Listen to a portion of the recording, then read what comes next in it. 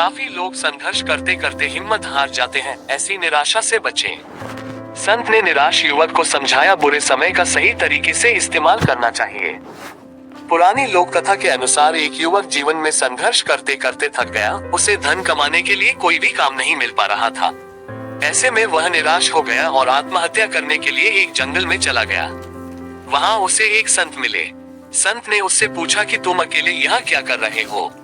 युवक ने अपनी सभी समस्याएं संत को बता दी। तब संत ने कहा कि तुम्हें कोई काम जरूर मिल जाएगा, इस तरह निराश नहीं होना चाहिए। व्यक्ति ने कहा कि मैं हिम्मत हार चुका हूँ, मुझसे अब कुछ नहीं होगा। संत उसे कहा कि मैं तुम्हें एक कहानी सुनाता हूँ, उससे तुम्हारी निराशा दूर हो जाएगी। कहानी ये है कि एक छोटे बच्चे ने एक बांस का और एक कैक्टस का पौधा लगाया। बच्चा रोज दोनों पौधों की देखभाल करता। एक साल बीत गया। कैक्टस का पौधा तो पनप गया, लेकिन बांस का पौधा वैसा का वैसा था। बच्चे ने हिम्मत नहीं हारी और वह दोनों की देखभाल करता रहा।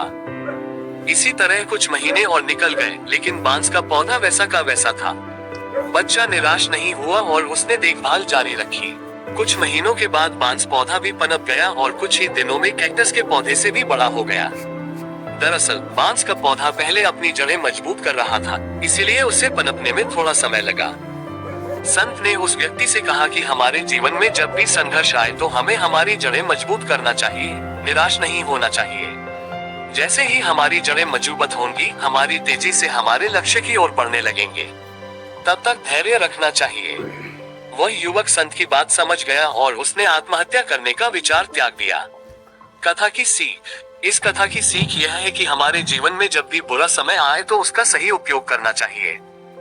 बुरे दिनों में हमारी जड़ें मजबूत करनी चाहिए, यानी अपनी योग्यताओं को निखारना चाहिए, हमारी कमियों को दूर करना चाहिए। जब हमारी कमियां दूर हो जाएंगी तो योग्यता निखरने लगेगी और हम सफलता हासिल कर पाएंगे।